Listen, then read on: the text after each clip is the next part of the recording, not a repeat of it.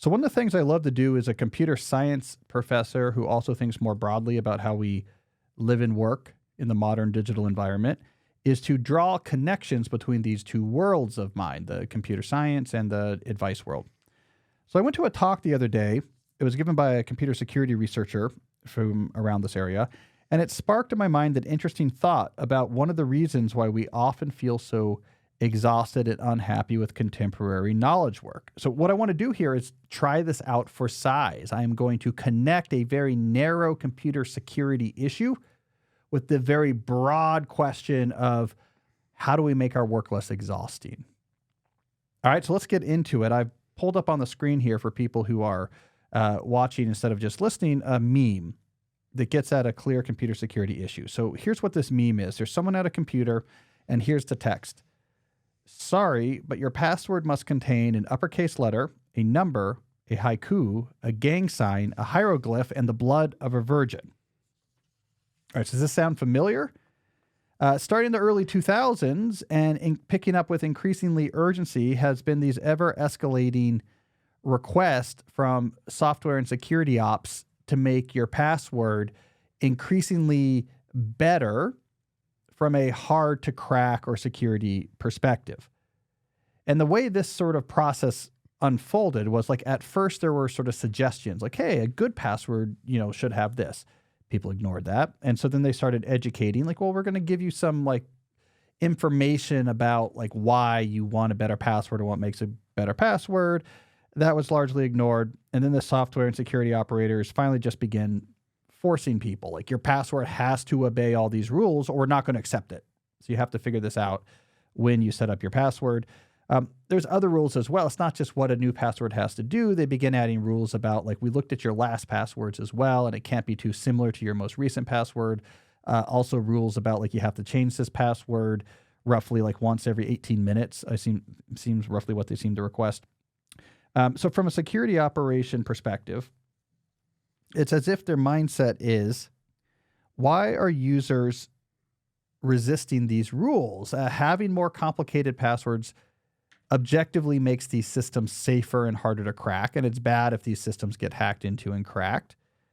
And from the security people's perspective, it's not like these rules are somehow super onerous, like people don't know how to do them or it requires some sort of complex skill that people don't have. It's just coming up with a password that matches these various rules. Like we're not making that big of an ask, and it's like important for passwords not to be cracked.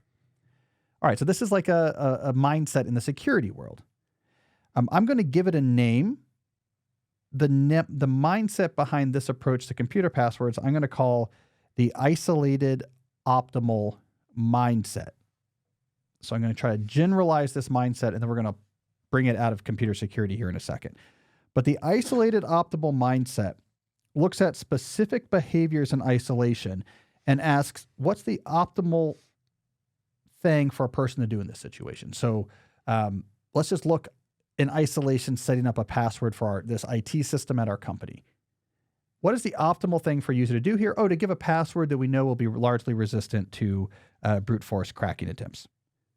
And the way that this isolated optimal mindset unfolds is like, look, if the optimal thing to do here is not crazy, like, okay, you need to go on a quest of ever increasing, difficult obstacles. And when you make it back on the other end of the quest, you'll have your password.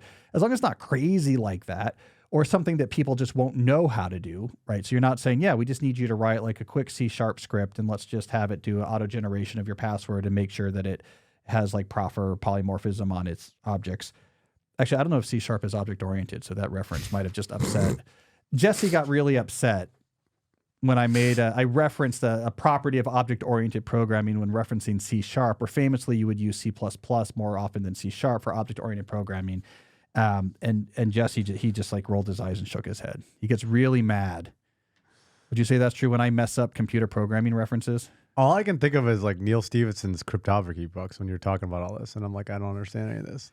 If there's one thing that upsets Jesse is when we're talking about polymorphism in objects and object-oriented programming, not correctly referencing the ingrained polymorphism support in various language classes.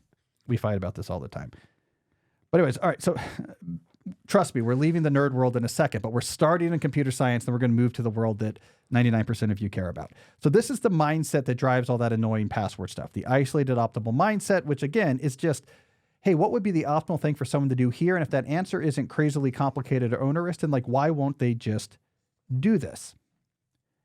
I think this mindset explains a lot of the expectations in the broader world of work that tend to exhaust us as well. So this mindset and security, which I heard talked about in a talk the other day, got me thinking about, you know what? This is the mindset in the world of work more generally that is causing some problems. I want to give you two concrete examples to try to make this more clear what I mean. Consider all the issues surrounding email.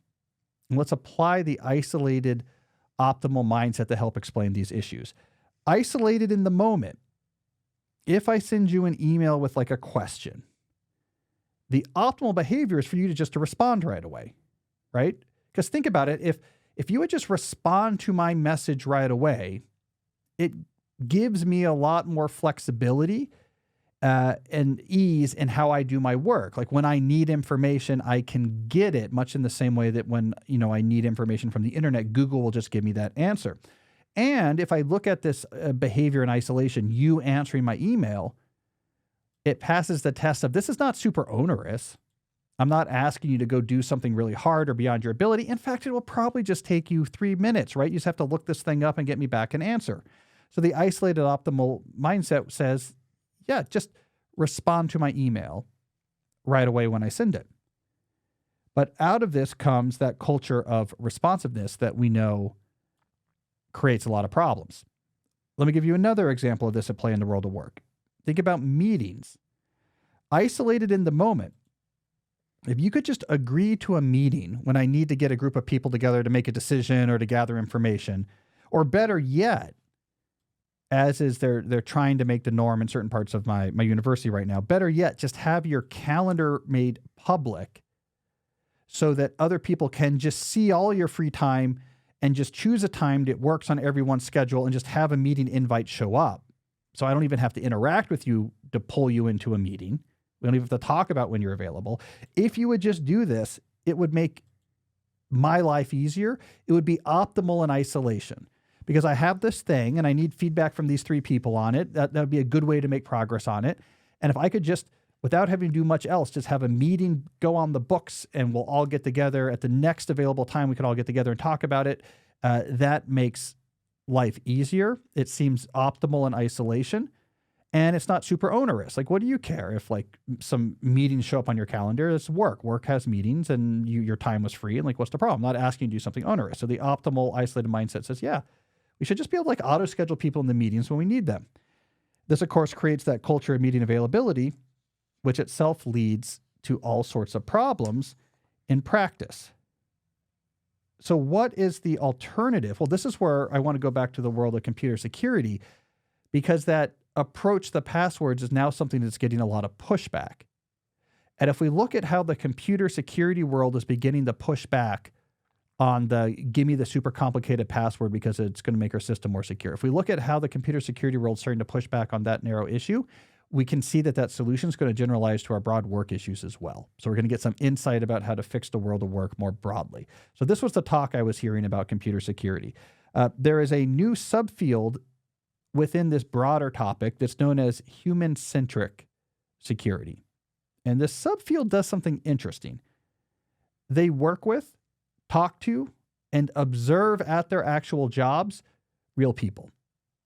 So they're not just sitting back and saying, for example, what level of complexity of a password means that like these cracking software we have is going to struggle. Like what's going to be the thresholds we need in our standards that's going to make it hard for a hash attack to, crack it. They're actually watching real people. Hey, what's going on in the day when you get a request to set up a password? What else are you doing? What do you do with this password? Why aren't you setting up this password? Like what else is happening? What's your concerns here? So they actually talk to real people and they figure out the context in which these individual decisions are being made. So instead of using the isolated mindset just in isolation, this would be the optimal way to set up a password. They say, no, what's the whole context of this person's like life and day and IT situation when they're asked to do that? And what they realized when they did this type of human-centric research was like, well, wait a second. Users are dealing with all sorts of different IT systems, both in their professional life and their personal life. And all the time they have to set up accounts. And all these accounts are making these demands. And the problem is, the number one problem users have is not that they couldn't come up with a password that meets those demands. They worry about forgetting them. They're not memorable. And if you forget it, it's a problem. Now you've added a big time overhead of having to get your password recovered. And that can be stressful, that like, what if this system doesn't even let me do that? Now the IT professional might say like, well, there's these like password managers you can use, but that's not obvious. And people have different systems they're using. Like, well, I use this computer at work and this phone is not for work, but also I use it sometimes for work. And my computer at home is both. And this system, though, I might want to access it on both systems. It's not obvious if you're not much more in the weeds on these type of computer security systems. And I hate to say this, computer researchers, but these password managers you talk about are not so obvious, especially when you have many devices of different operating systems used and owned for many different types of purposes. People aren't that confident about how do I set up these passwords. They don't necessarily trust those things. They say, well, why is this any more secure? Like, what if that gets hacked? All my like passwords are there. You might say instead, well, write it down somewhere, but that's really fraud as well. Where am I writing this down? What if someone gets access to that? Where am I storing it? Well, when I'm at a hotel, I don't have, access to that, right? That might be at home in a filing cabinet. And how am I going to remember this?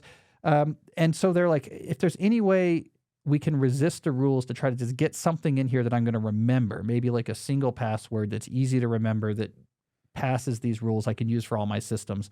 People are calling back to that, not because they don't understand the rules, not because they don't understand that, yes, this makes a password more hackable, but they're doing a calculus and saying this is not worth it for me. The overhead of trying to obey these rules in the right way is worse to me than the fear of like your system might be compromised. So a human-centric security research says, great, that's what we have to work with, the reality of the psychology and the life and the context in which these decisions are being made. And like maybe we need to set up systems that don't require passwords for the security. Or maybe we because there's alternatives you can do here. Or maybe we as a company have to make standard the password manager. And we have pre-installed it, and it's part of your training when you work here, and you learn about it, and it's not so scary, and it kind of makes sense how it works, and it's been explained to you, and that's worth doing up front, or whatever it is.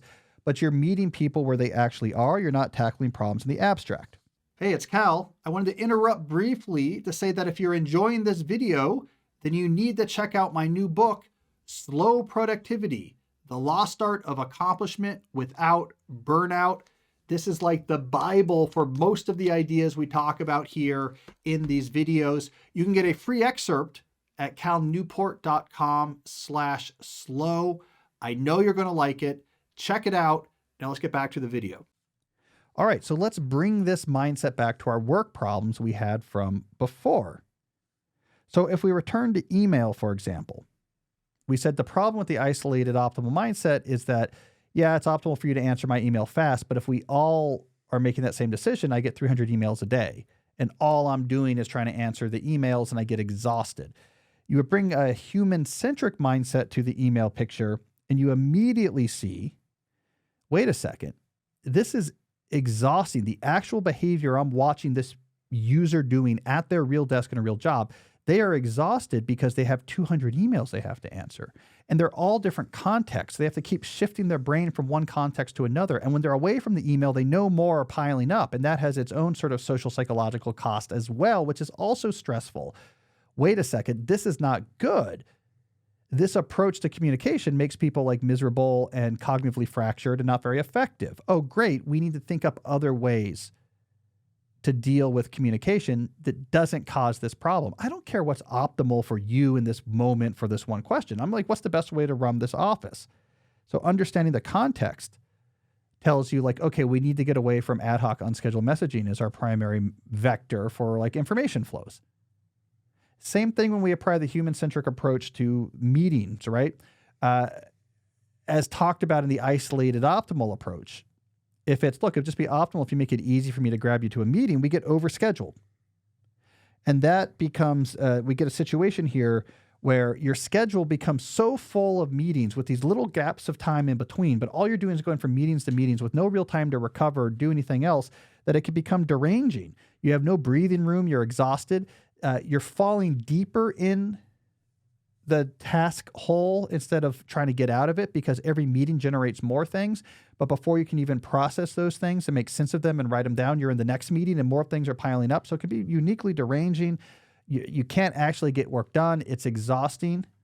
It also becomes super inequitable because the only way to succeed in these setups is to actually do your work outside of the work hours. And guess what? Not everyone is set up to be able to do that. Not everyone is like a 24-year-old living with roommates and bored who's like, yeah, let me just like crush it from 8 to 12 at night. Like other people have things going on in their lives.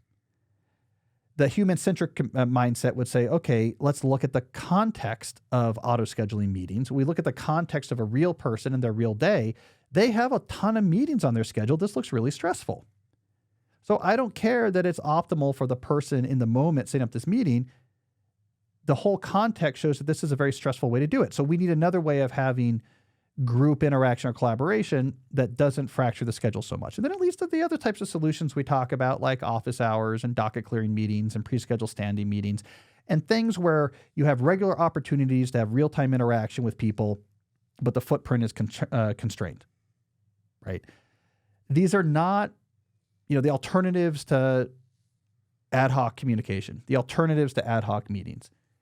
They don't pass the test of, is this the optimal thing in the moment for this, what I need right now? They don't pass that test. They're more inconvenient. They're less flexible. Some bad things will happen. But when you look at them from the human-centric approach, they make the actual day-to-day experience of the human users involved significantly better. So this is basically what I'm calling for. This is the idea that I'm pulling from the security world and trying to bring to the world of work more generally.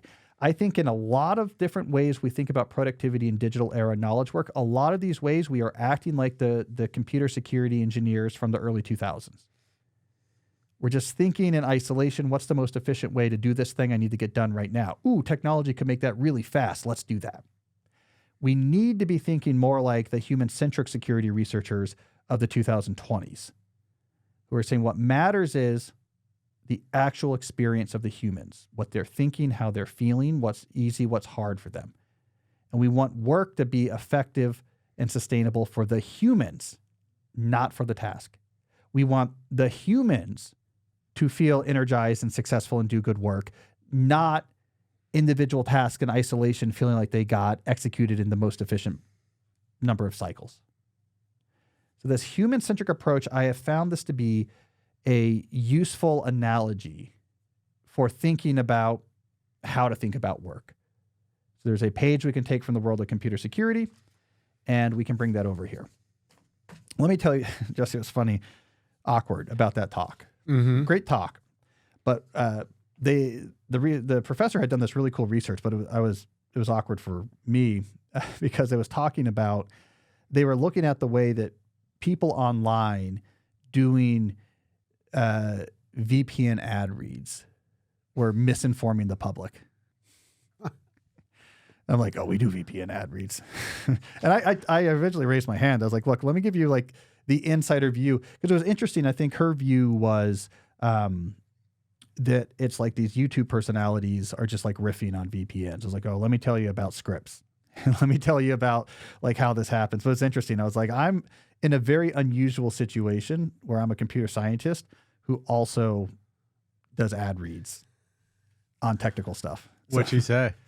I don't know. I think she was like, am I in trouble? Like, is he mad at me? Is he? She thought it was interesting. I was just talking about like, and it was an interesting discussion. I was like, let me tell you what that world looks like on the other side. It was really cool research, actually. They random sampled YouTube and were able to calculate like how many people are actually seeing some of these ads by like figuring out like how many people are doing these ad reads and their view. And the idea was actually basically for anything, not just for VPNs. If there's a brand that is spending a lot on advertising on like YouTube or something, you could be hitting a huge amount of people because actually the cost per person is pretty low on YouTube. So you could be reaching like a huge amount of people. So you have to care about the information that you're reaching. The other thing I thought about that was awkward when I was writing this deep dive is I thought about our password security here at the HQ, which I don't think pass muster. To give people, without giving away our passwords, I would say the password I use on our machines here is like the second easiest possible password. Would you say if the first easiest possible password would be password, would you say, without saying what ours is, that it's probably the second most guessable, easiest possible password that you would use? It reminds me of Spaceballs when he's like, your luggage combination is 1, 2, 3, 4. It basically is like that. But my thought, and this is why I'm not a computer security researcher, is my password protection on these computers is the door lock. Like, we've already lost. If someone is in here trying to log onto our computer, they're just going to grab all of our stuff and go, right? Like, also, it's like, congratulations, you have just gained access to 4 years of local archive copies of the Deep Questions podcast. Like, there you go. I mean, it's not exactly missile codes on these machines. The one other thing that I think about is for YouTube is I can't believe more people don't pay the $12 a month for ad-free YouTube. You're talking about me, basically. That blows my mind. I just haven't got around to it. I was telling someone about this the other day. Because people are like, oh, see ads. Like, I never see ads on YouTube. Let me give the context. Jesse is on my back because... No, it wasn't necessarily you. I know, but he is rightfully on my back. Whenever I load up a YouTube thing on my computer, I get the ads. And we generate just on YouTube ads alone probably like tens of thousands of dollars a year. And I don't pay the whatever, $12. What is it, $12? Yeah, it's like less than $20 a month. Yeah, I just don't know how to do it. This goes back to this question of like human-centric computing. So you can be like YouTube Pro or something. Like, I know it's something you sign up for. Yeah. But I don't know what it is. So I just am constantly skipping ads and like watching ads, and I'm really plugged into the world of advertising on YouTube. I'll tell you what we need is like Liberty Mutual Insurance. I'm seeing a lot of Liberty Mutual ads.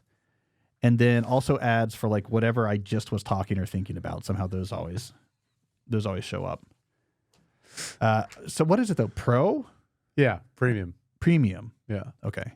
I guess we do YouTube Premium. We have like a 275,000 subscriber channel, and I don't pay the $12. I should. All right. Well, there we go. So we nerded out about as much as I think our audience can take. So we've got some good questions coming up, but first, let's hear from some sponsors. So I want to talk in particular about our friends at Uplift. Look, muscles are vital for movement, and they play a key role in supporting the vascular system. The calves, if you know this, Jesse, are often called the second heart. They help pump blood against gravity, aid in circulation throughout the body. By using a standing desk and incorporating movement accessories, you are more likely to engage these muscles, promoting improved blood flow and overall health. This is where Uplift comes in. They have the Uplift desk, which I think is at the forefront of ergonomic solutions. These things are, they're really good technology now. We know what a standing desk is. If you haven't seen them in a while, they go up and down now, so you can adjust them, and they are much more compact than they used to be. Somehow the lifting mechanisms are built into the legs themselves. They also hold a lot of weight. That's another ad I see a lot.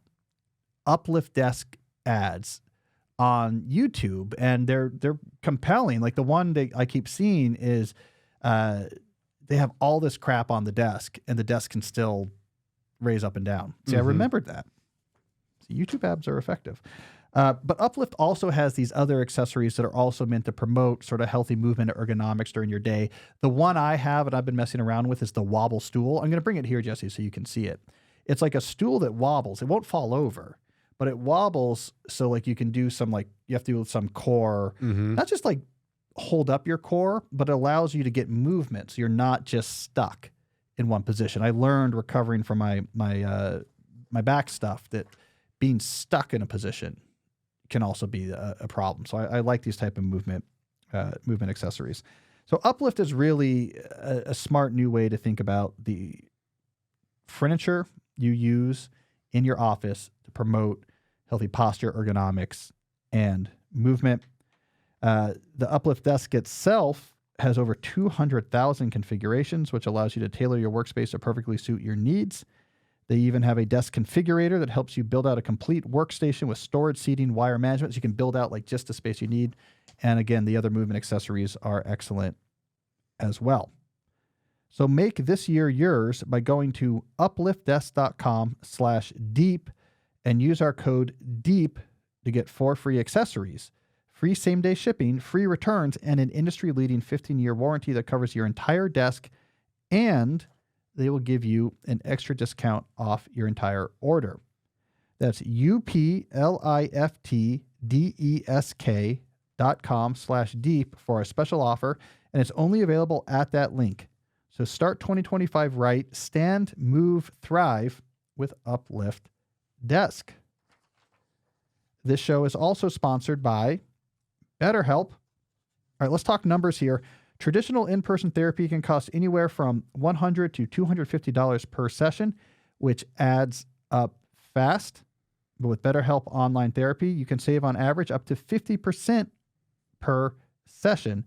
You pay a flat fee for weekly sessions, which saves you big on cost and on time. The thing is, therapy should be accessible. It should not be a luxury. Online therapy helps with that because you can get quality care at a price that makes sense, and it can help you with anything from anxiety to everyday stress. Your mental health is worth it, and now it is within reach. I really feel like I've been talking to people about this a lot more recently. Maybe it's because the next chapter I'm writing in my book after the current one, but I've started outlining the next one, is on reclaiming your brain. And I've been thinking a lot about the role of your brain and your relationship with your brain and the role it plays in cultivating a deep life. So this is really on my mind, this idea that your relationship with your brain is so vital. We think about all the external stuff that might be relevant for making your life better or more meaningful, how you manage your time, your goals, your plans. But if you have a bad relationship with your brain, all this is going to be difficult to put in place or implement. Therapy is one of the best ways to improve that relationship with your brain. And why I'm proud to be sponsored by BetterHelp is that I really think they make this accessible to more people. It's online, it's easy. You're not stuck having to be in a specific location or stuck with a particular therapist. And as mentioned, the price, I think, is right. There's over 30,000 therapists in the BetterHelp network, making it the world's largest online therapy platform. They serve over 5 million people globally. Again, it's convenient. You join a session with a click of a button, so it's easier to fit this into your busy life. Your well-being is worth it.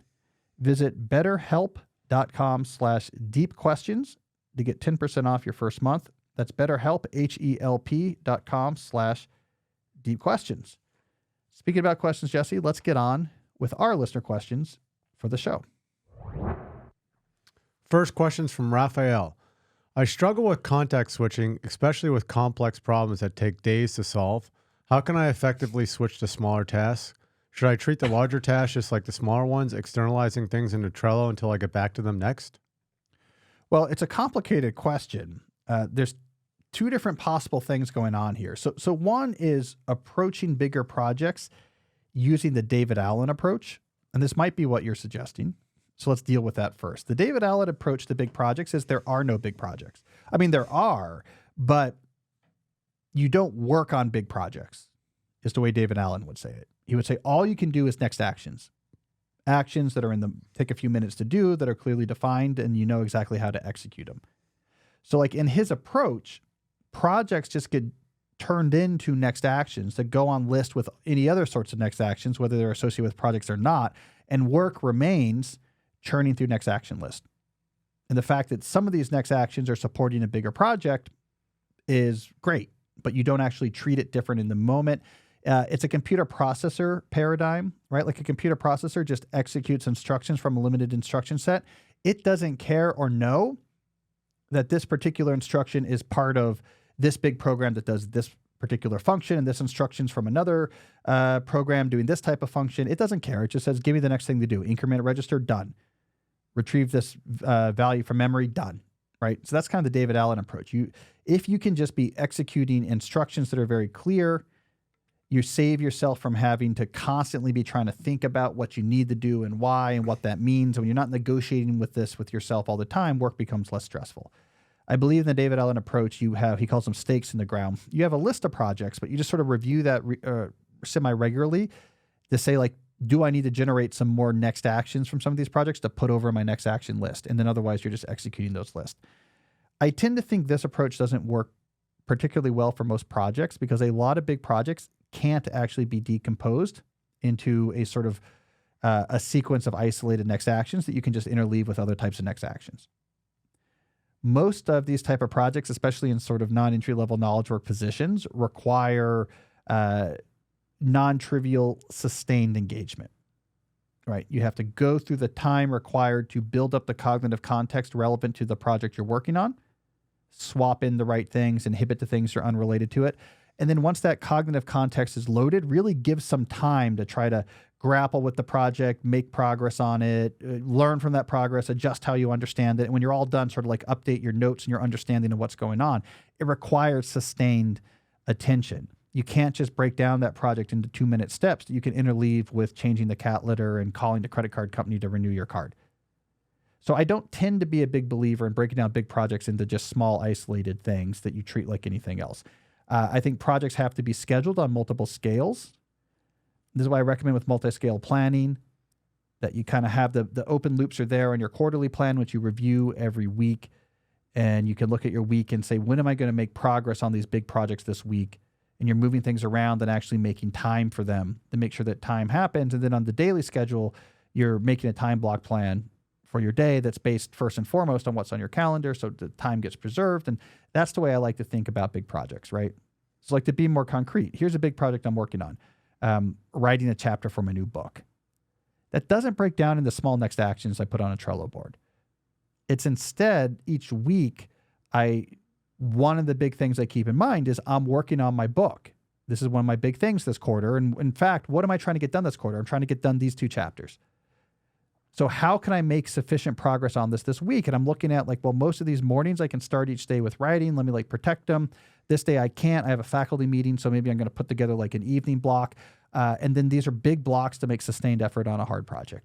So in general, I'm not a big fan or a big believer in treating all work the same. It all gets knocked down into little projects. I think big projects sometimes need big blocks of time, and those have to be treated differently than small tasks. All right, who we got next? Natalie's next. How do you think AI will affect living the deep life? Do we need to pivot to new skills because AI will be able to automate so much and deliver things like hard tasks and deep research better than humans? Are you making any adjustments yourself in your approach?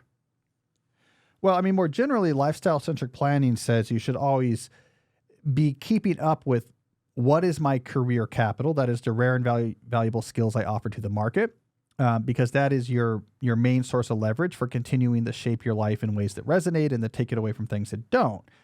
So like in a broad sense, well, sure, you want to be aware of anything that might be reducing the value of your current career capital and or give you an opportunity to build up new career capital. If we get more specifically, I would say for most people, like 99% of people in the knowledge economy, AI is not that relevant in its current form. It's not that relevant yet to these questions. I mean, if you're a freelance photographer, sure. But if you're an executive, it's not there yet, right? So what I keep arguing about AI is you don't have to be a technology prognosticator. I don't think you need to be trying to guess, okay, where is this going to evolve towards? And let me try to preemptively start building up skills that will meet AI when it gets there so I can take advantage of that skill. I think right now these efforts to try to learn new skills to be AI ready are largely wasted effort because you're learning skills relevant to AI in its current form, and its current form is clearly not the form in which it's going to have the biggest economic impact. So AI, we argue this all the time on the show, so I won't belabor it, but AI right now is like a generative AI based on language models. I'll be more specific. Is largely right now interacted within a chatbot paradigm of I type text into a box and then an entity that sort of acts like an oracle answers back, that kind of answers my request. There was this hope, OpenAI in particular had this hope that if the AI oracle on the other side is sufficiently advanced and powerful, that just having this text box interface with an all-knowing oracle, people would find ways to make it useful for their work. And this by itself would be a killer app or lend itself to killer applications in many different fields. That didn't happen. I mean, this was in 2022, this was the thought. Yeah, we're like 6 months away from massive disruption that's just going to start pouring like waves over niche after niche in the knowledge economy. But year after year passed, and that didn't happen, even as the technology got better. So it's pretty clear now, like, oh, there's another evolution of sort of classic product market fit that's going to have to happen before we get the biggest professional disruptions from AI. Most people interacting with a chatbot is not actually, they're not building killer applications for their work. It's going to be some new integration into existing software, some sort of new way. It hasn't been invented yet, but clearly this current chatbot form is not causing the disruption that was seen. But a lot of people were still saying, well, I need to learn to be really good at using the chatbots. And so like a lot of people invested a lot of time into, for example, prompt engineering for the current generation of chatbots. That's going to be a worthless skill. 2 years from now, if we're looking at industries being highly disrupted by AI, it's not going to be people typing these like carefully constructed prompt sequences into a chatbot. It's going to be something that's going to be way more intuitive and easier to use. So what I'm arguing is you have to wait until the disruption vector is visible before you can adapt to it. And we just don't know what that's going to be for most jobs. So if you can't point towards, in my job, AI is starting to disrupt it in this way. There's more and more people doing X. This company is doing it. This is going to make a lot of the things I do now less valuable. If you don't see that happening now, or similar things happening in related industries, you don't really know what skill to build up. So I always say, let's have cautious watch and wait right now with AI for most jobs. We don't know how it's going to evolve into the vectors that are going to have disruption.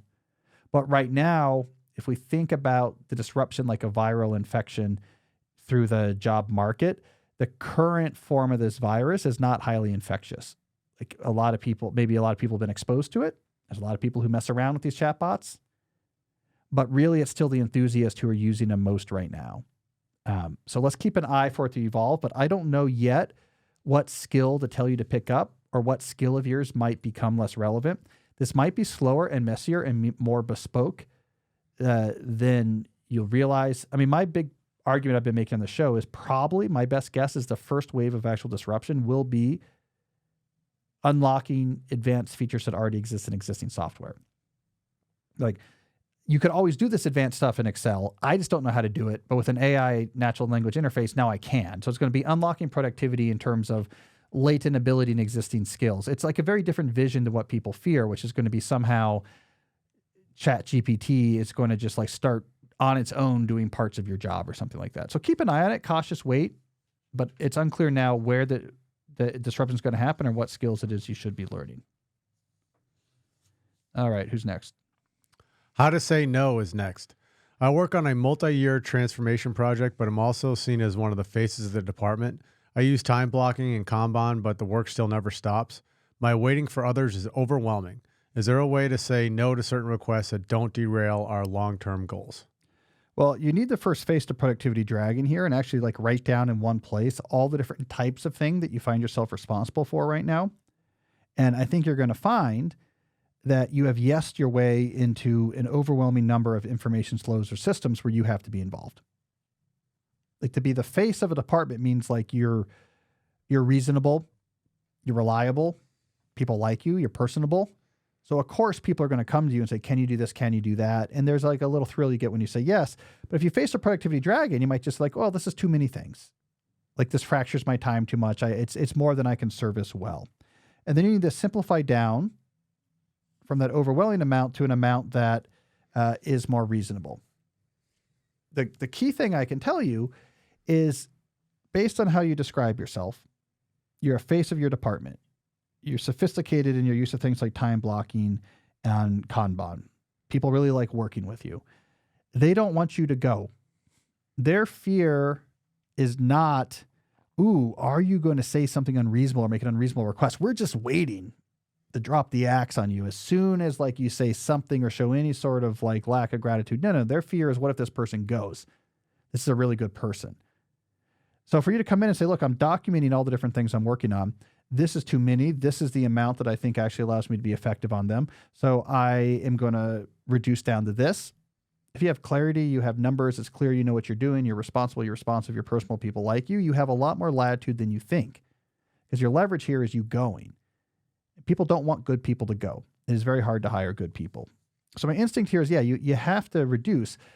So starting with facing that productivity dragon is the right way to do it. So it's not just an ad hoc decision that you personalize and be like, wow, I'm being mean to this person. And instead you have a realistic assessment of your workload, a realistic assessment of what is a reasonable load for you, and then saying, hey, trust this assessment. I have to find one way or another to get there. I mean, it is hard. I say no to so many things, Jesse. So many things. I always think like my publicist and my speaking agent think I'm either crazy or like don't want to be successful. But I have to say no to so many things. And I'm still doing too much. Every week you say no to things? Yeah. Cool stuff too. But I don't know. It's just hard to do. Too many jobs. Things You got to write chapter 3. I'm good at time management. That's why it's easy. That's why I know like this seems like it would be nice to say yes in the moment, but I know too much about my productivity dragon to be like, no, I know the impact of doing that and where I am and how much of this stuff I can do. And I just can't be doing that right now. Mm-hmm. I've found that people are actually pretty reasonable about it. If I'm like, look, here's the thing. And I'll do things like this. Like I had a conversation with someone recently where there was like without giving like away details, a thing that was coming on. We need people to sign up to like do X, Y, and Z. And I just had to be like, look, I can't participate in any of this month. Just I'm sort of scheduled about 2 months out now, and I just don't have give for this. And I know it'd be good if I'd be there. I normally would. I've done this past years. I just can't do any of it this year. You know, if you're clear, I think people get it. Like, okay, yeah, must be busy. You know, so I get a lot of it. Saying no is hard. I'm excited. That's why I'm excited for Tim Ferriss's new book, which is just about saying no. Mm-hmm. That one's going to be good. All right, who do we got next? David's next. I'm an architect that left a traditional practice for an in-house design leader for a hospital system. An executive has encouraged me to take on a diverse roles to broaden my skill set. How do I balance openness to opportunity while staying focused on a deliberate career trajectory? Well, just be deliberate about your openness to opportunity. So, okay, what they're really saying is like, don't just do one thing. You might want to pick up other skills. That's fine, but be very deliberate about that. Well, if I'm going to do that, what is my current workload? Let me face the productivity dragon. Let me just do one new skill at a time. That's what I'm doing this year is like, I'm going to take on this other role and I'm going to simplify this other one until I can master it. Then I'll put that aside and take on another one. Like being really clear. Again, your workload is your workload and be very careful about it. The other thing you could do here is just get more clarity on your career trajectory. So yes, this executive has a vision for what they want your trajectory to be.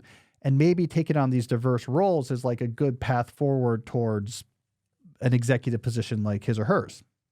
But maybe that's not what you want. Maybe that's not what you're looking for. You're like, no, I want to just like do this type of project and eventually get like more autonomy so I can like move over here and, you know, build my farmhouse in Door County up in, you know, Illinois or something, Wisconsin, and walk among the trees. And I don't know, you could have just some different vision. Great. Be specific about that. And like, that's what I'm working towards. If you're working towards something specific, it's easier to resist the blandishments of people who are trying to push you over there, which is not where you actually want to go.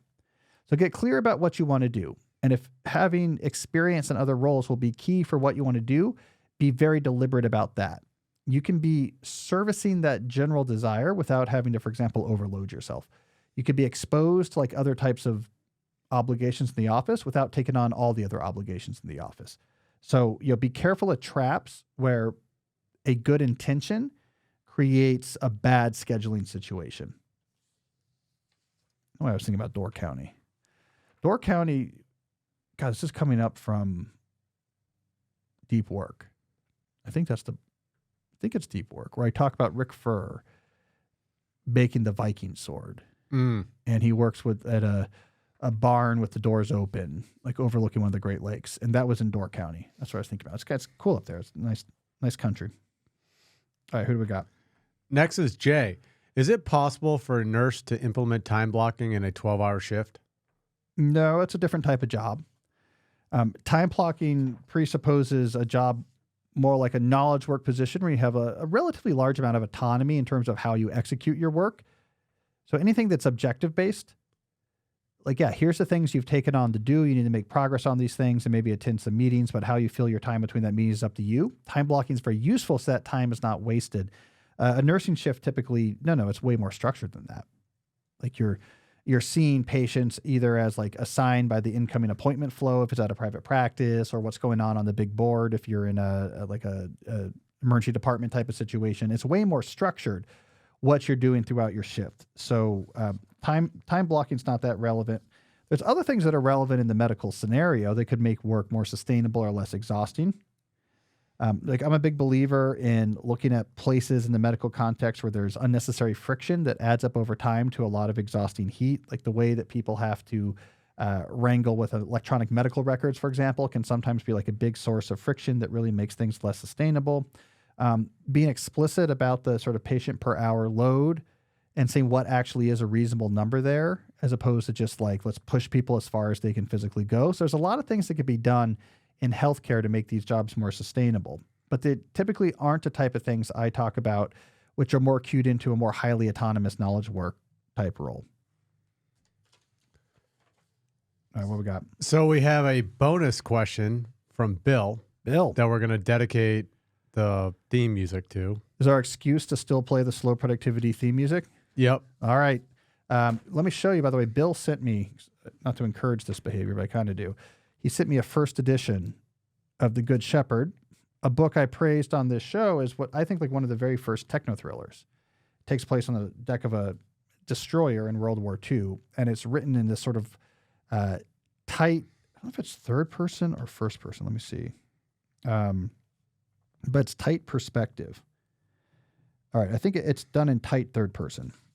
So by tight perspective, I mean it's third person, but it follows the captain. So the perspective never leaves the where the captain is and what the captain sees. Mm-hmm. And it just follows them through this like very stressful 24-hour ship on the destroyer. And it's written, it feels like in like a real-time type format. Like it just unfolds linearly like what's happening, tight third-person perspective. So you're just from the perspective of a single person, and it's impressionistic, like trying to build up what it's really like, but also tons of technical details of World War II era anti-submarine operations on destroyer. So like a lot of technical details which are presented like in a good techno thriller without much explanation. Just like they just talk about this stuff like they would be talking about it, even though you don't understand as the reader what all this stuff means, like a good techno thriller. I just think it's a really cool, interesting book. It's from, I'm going to guess 1955. Let me see.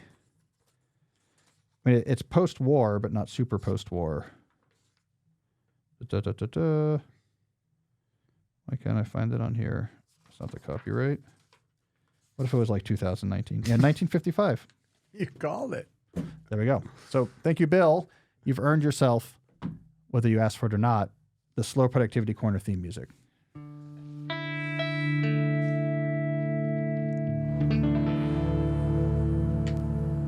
All right, what's this question? Can a Kanban system work across all departments in an organization without being overly complex? So for those who don't know, I mean, we talk about it a lot on this show, but the Kanban style system is where you have the columns and you have the cards in the column. So like in Kanban, typically you have like a waiting to be done, working on, and completed column. And if you're in a team, you might have a working on column for each team member. So you can clearly see who's working on what and clearly how much they're working on. Kanban has clear limits called WIPs, or work in progress limits, on how much cards can be in anyone's column. So it's a great workload management. I also like about Kanban systems that stuff that needs to be done is not all spread out on people's plates, but exists by default in a generic team level waiting to be done. And the only thing you're responsible for are the things that are on your column.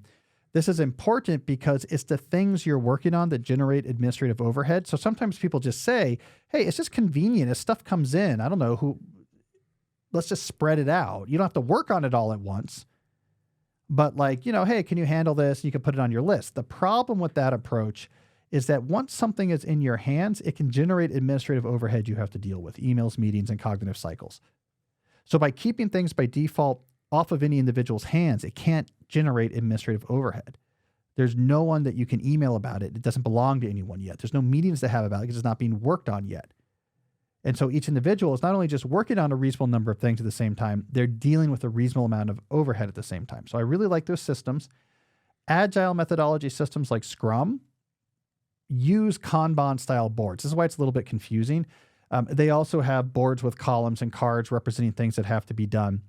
There's more of a variety of what those boards are, and different collections of rules and terminology that surrounds them. So agile methodologies and Kanban have similar metaphors for dealing with work, but they differ in the details. Can these apply to a lot of different type of work? Yes. Can they apply, like every team in a big organization uses things like this? Yes. Here are the two caveats. A, you want these to exist at the team scale. So 6 people, sure, this works fine. 60 people, you can't have one big board for that. It's going to be too many things and too many people. You can't easily coordinate with all the people. So usually these systems have a very efficient approach to coordination. Like, let's all just like stand up and talk to each other for 10 minutes. Like, how's your card doing? What else do you need? What should we do next? So they need to exist at the team level, not at larger scales. Each team should have their own board. And the key thing is to resist. I think the thing that bogged down these approaches in software dev, where they really got big, is that we nerded out too much on them. Software types, we just nerded out too much. And we begin to obsess about the rules, and there's all these like rules and sub rules, and it became about the rules themselves because, I'm a computer scientist, so I can use the second person plural here. We love complicated rules. So we want our dev system not just to be like, hey, here's a place to keep tasks and see who's working on what.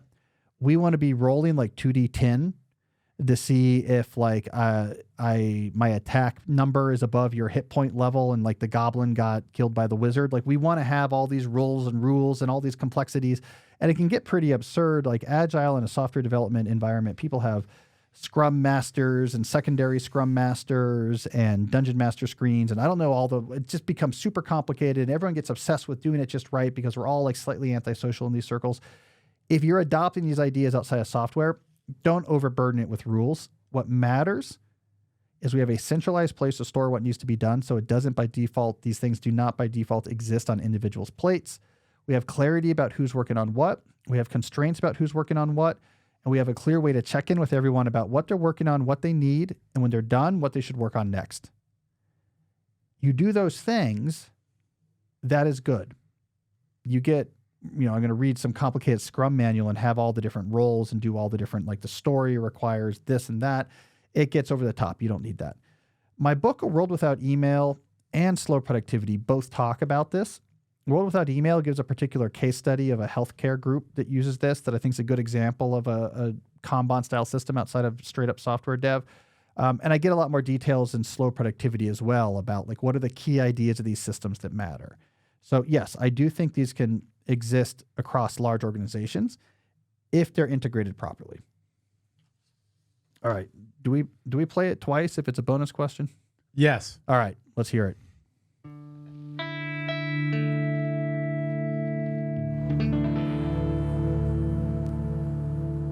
All right. Do we have a call this week? We do. All right. Let's hear it. Hey, Cal and Jesse. It's Derek from the case study in episode 340. Thank you very much for the advice. It was really validating hearing your thoughts. As you'll recall, I have 2 Trello boards right now, one for admin and one for grant application processing.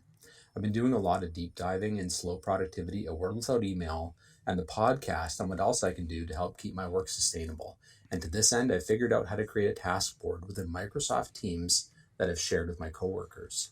My vision is this will serve as one of those 2 status lists that you've written and spoken about. Right now, my columns are queue, active, back burner, and done. My question is, what granularity of obligations should live on this board?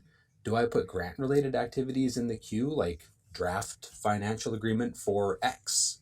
Should administrative tasks go in here too, or just your definition of what a project is from Slow Productivity, which is any work-related initiative that cannot be completed in a single session? Lastly, how does this board interact with the existing ones that I have for admin and application processing? I'm really excited to take this for a spin and report back. I would just really appreciate clarity about what types of things go in such a task board, especially since this is shared with my team. Thank you very much. Usually I don't put projects on task boards. I want the granularity of what's on a task board. It doesn't have to be like a David Allen style next action, but something you could work on in a single session is typically the way I like to think about that. So when there's projects you're working on, they can exist in your larger scale plans, and then you can decide on the smaller scale plans what progress you want to make on that project that week or not. Whether or not that interacts with your task board, it depends, right? So sometimes if it's a project like I'm writing a grant application and it's on your quarterly plan, when you make your weekly plan, what that really means is I want to like block off 10 hours of writing this week. And it'll be on my calendar. And when I get to those days, I'll work on the writing. Then I'll be making progress on it. There's not really a task you need to put on a task list somewhere. I mean, you could put write 10 hours and at the end of the week, take that off your task board. But that seems like a little bit over the top or superfluous, right? On the other hand, a project might be kind of complicated, like that it generates different types of tasks. So maybe it's organizing a conference and you're like, okay, this week I need to work on this. There's really like 6 or 7 different things I need to get done for this project this week that are all sort of tasky. There, I would put them on my task list, perhaps. What I might do in that situation is create a temporary column for that project and then have those tasks under it. Or if I have like work on this week, I might label certain projects related to this project like with that, just in caps, like the project name, and then have the task in it. And there, when I'm working off my task list, I sort of see those there. Oftentimes, though, if it's something that I know I want to make progress on, I might have put aside time for working on that project. And so, I'll know when I get to that time, oh, the details of what I should do right now are on my task list. So I really just think about the interaction between those task boards and projects, about whether I need help knowing or remembering what about that project I need to work on this week. And if the answer is yes, you can put them in tasks on that board. And if the answer is no, like it's just writing, it doesn't have to interact with your task board. But I would keep the cards on a task board at the granularity of things you can do in a single session. It's why you need other stuff in your practice other than just a task board, right? That's why you need your, like, this is what I'm working on this quarter and its deadlines and my strategy for getting this done. You need somewhere like in March, we really have to get out in front of this grant application, but not until late March should we really start ramping up this work on the website overhaul, but let's wait till then to do it. Like, you need that type of thinking in like some sort of quarterly plan or semester plan document. And then how that translates into actual work, again, just depends on, do I need help remembering what it is specifically I need to do to work on this each week? So, a lot of my project work just exists as projects. Like my task board it's more like one-off specific things. I would say, if I really looked at it. It's fine, by the way. I like that Derek had he had some specific task boards for recurring obligations in his work that come up all the time. And like the application processing or this or that. Like, okay, I get this stuff all the time. And like, here's my dedicated board. I kind of have a system going with that. I think that's good. That's fine. All right, we also have a case study here. This is where people write in to talk about ways they've put the advice we talk about on the show into action in their own life, so we can see what it looks like out in the wild. Today's case study comes from Jake. Jake says, the other day, I was beginning to explain to my wife the concepts regarding career capital and traded it in for more control of one's schedule versus traded it in for more responsibility and increased pay. While doing so, I realized that she has done exactly that with her career. She is a pediatric dentist who has worked at an office for about 10 years. While doing so, she has focused on doing great dental work and interacting with the patients in a way that leaves them happy with the visits, making her the company's top earner and most senior doctor. We recently had 2 boys, now 2.5 and 4 years old. One thing that was really important to her was that she was able to pick up our boys after school every day. When her older son started school, she told her work that she was unable to work past 2 p.m., because she needed to pick up our son. Being the top earner, they created a new schedule for her to work 7 to 2, doing op only.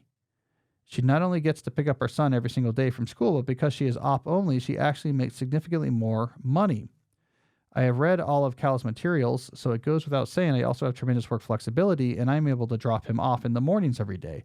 Us being able to drop off and pick up our son every day as working professionals is incredible. Did you know what he means by op? I was wondering that when I first read it. She is op only, OP, capital OP. Is that operation? That could make sense. So see, she's a pediatric dentist. Yeah, maybe she's only doing operations. Yeah, it's possible. Well, regardless, I appreciate the case study. What I like about it is that this gives you a realistic view of lifestyle-centric planning, the deep life. So when we think about living a deeper life, especially in our modern distracted world, again, we like to connect with the idea of the grand goal. So the traditional grand goal thinking would say, if you're in this situation where you're like, I'm unhappy with my work because I really want to be there to pick my boys up from school and I kind of work these longer hours, the grand goal thinking would say you need to make a radical change. You need to like start your own, store, open up a store in town where you can control the hours, or become like a full-time novelist, or some sort of grand change. And we need to make our life completely different. But what did Jake's wife do instead? She said, I have a lot of career capital. I'm very good at what I do. People don't want me to go. And so I'm going to leverage that capital and say, here's what I need. Here's what I want to create a situation in which I am done it too. And because she was very good at what she did, they said, okay, we'll make this work. You can start early and you'll just do this and not that type of work. And now she's done it too. And because she was working backwards from not a vague dissatisfaction with being busy, which again would lead to the radical change, but with specificity about what would my ideal lifestyle look like. And a big part of that vision was very concrete. I'm there to pick up my kids from school. She's like, well, how could I get towards that vision? Oh, I see. I don't have to radically change my job. I could change the configuration of my job, and I'll probably get away with that because I'm pretty good. So that's like classic applying career capital theory in lifestyle-centric planning. These are the type of things that can make like a really intentional life. The intentional life doesn't necessarily mean, I guess I need to quit this job and we're going to sail around the world with our kids on a sailing boat, right? It doesn't have to be that type of dramatic, radical change. It just has to be figuring out what attributes you want in an ideal lifestyle and then working with what you have. What are my opportunities? What are my obstacles? How do I make that actually work? So there's a lot more of that possible than people realize. Once you understand the game, it's not this like vague, radical change, and it's more like I'm trying to reconfigure and change and shift towards the ideal lifestyle, and knowing that it's skill and rare and valuable skills is what's going to help you actually get there. So I think it's a cool story. All right, we got a final segment coming up, another tech corner. If there's one thing you haven't heard from me enough, it's overly technical jargon. But first, I'm going to hear from another one of our sponsors. We'll talk about, in particular, our friends at Shopify. If you sell things, you need to use Shopify. I would say most of the people I know who have some sort of business where they sell directly to consumers, maybe like I know writers who do this, like with online stores, with merchandise, etc. They use Shopify, and for good reason. Like Shopify is the tool if you want to be selling things. No one does selling better than Shopify. It's home of the #1 checkout on the planet. They have their shop pay that boosts conversions up to 50%, meaning way less carts go abandoned and you get more sales going. Shopify works as your commerce platform, whether your customers are strolling or scrolling on the web, in your store, in their feed, and everywhere in between. That's just the way I talk now, Jesse. I rhyme because that's just smooth. It just works. You have a point of service kiosk like thing in your store, point of sale, whatever it's called. You have an e-commerce shop, you have whatever you're doing in between. Just don't think farther than Shopify. It really does get it done. So you can upgrade your business and get the same checkout that basically everyone I know who sells things online uses. Sign up for your $1 per month trial period at shopify.com/deep. All lowercase. You got to type that in all lowercase. Go to shopify.com/deep to upgrade your selling today. Shopify.com/deep. I also want to talk about our friends at My Body Tutor. I've known Adam Gilbert, My Body Tutor's founder, for many years. Used to be the fitness advice columnist in the very early configuration of my blog. More recently, he's been working on My Body Tutor. I say more recently, but he's been doing this forever. This company, I was talking to him recently. This company has been thriving for a long time. It's a 100% online coaching program that solves the biggest problem in health and fitness, which is lack of consistency. It's not hard to figure out what you should eat, what type of exercise you should do. What's hard is actually doing that. My Body Tutor hooks you up with an online coach who helps you figure out for you, like what you should be doing with your eating and your exercise. And then you check in with this coach every day. That accountability leads to consistency. It also leads to flexibility because you have something coming up like a trip or the holidays, and your coach who knows you can say, here is how we're modifying what you're doing for the days ahead. So it is It solves the problem. But because it's 100% online, it's not the same expense as having like a personal trainer meeting you at the gym or a nutritionist who's coming to your house and helping you do your food. So it's way more affordable than what it used to require to have that type of one-on-one accountability and consistency. So if you want to get healthier, don't look farther than My Body Tutor. Here's the good news. Adam will give Deep Questions listeners $50 off their first month. All you have to do is mention this podcast when you join. Go to mybodytutor.com. That's Tutor, mybodytutor.com, and mention Deep Questions when you join. All right, Jesse, let's do our final segment. So I want to do a quick tech corner. I want to follow up on our recent tech corner. So I had talked, I believe it was on the last episode, about the Ezra Klein podcast episode that was generating a lot of attention. It was an episode on how AGI, artificial general intelligence, was closer than people think. So he had on someone who knew a lot about it, who was saying, yeah, we will probably, quote unquote, reach AGI at some point during the current presidential administration. And this generated a lot of energy and attention. And I came on the show and said, we have to be very careful about what AGI actually means. I think it gets misinterpreted, and it's not unimportant, but it's not as scary as you think, but it gets misinterpreted with other types of things that people fear with AI. So this happened, and I wanted to bring up a particular example of this so that we could maybe be a little bit more reassuring when we're thinking about AI in our current moment. So up on the screen here for people who are watching instead of just listening is a clip from the Breaking Points TV show. So with Sagar and Crystal. They did a segment on this article, and it was a very good segment. This is Sagar and Crystal who's up here. But what caught my attention is how their YouTube guy labeled this video. So it's not them, but it's how their YouTube guy labeled the video. I actually met them. Yeah. When I wrote that New Yorker piece a few years ago, I went and hung out at their studio. And I remember Sagar telling me about their YouTube titles. And they have a person who does it, and they have caps and blah, blah, blah. They use caps locks or this or that. And they sort of have like someone who does this. Anyways, let me read you the title of the YouTube clip from this episode that was about that Ezra Klein interview. The title was Former AI Insider, AI Superintelligence Coming Under Trump. All right, so here's what I want to emphasize. This is the type of conflating of issues that we need in our current moment to be very careful about. Superintelligence is a very different thing than AGI. All right. That Ezra Klein discussion had nothing to do with superintelligence, and certainly the person he was talking about was not claiming that superintelligence was coming under Trump. He was talking about AGI. So I want to just, again, briefly emphasize the differences and why the differences matter, right? So AGI, as we discussed last week, artificial general intelligence, is a subjective threshold at which point we just kind of agree more or less that the types of things that these AI systems do right now, that we know they were doing and we're seeing them doing, the generating text and conversations and data searching and photo generation, whatever, when they can start doing the types of things they do really well, when the ability at which they do them are doing them gets at what we roughly agree is like comparable or better than like the average human who does them.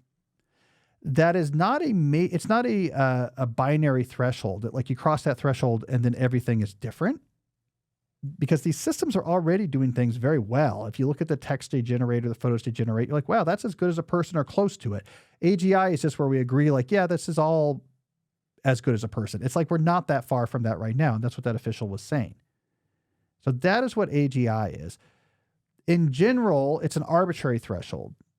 Why it's important is just from like a general like economic and security disruption standpoint, the better these models get at the things they're already doing now, like the more we have to worry about various economic and security disruptions. And so certainly as they get better, we're going to have to care about that more. But there's not like something that happens post AGI that like, oh, we've crossed some Rubicon and now our relationship to technology is different, because these systems already do things close to human level, right?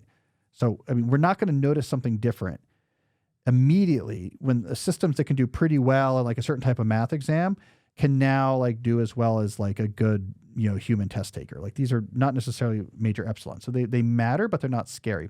Superintelligence is talking about something very different. So it's over in this different sort of tree here. If we're looking at the phylogeny of AI, it's on this different tree where you get first some notion of artificial consciousness, where you have a system it's alive, it has like autonomy and a sense of itself and can take autonomous actions. We talked about that in the last episode.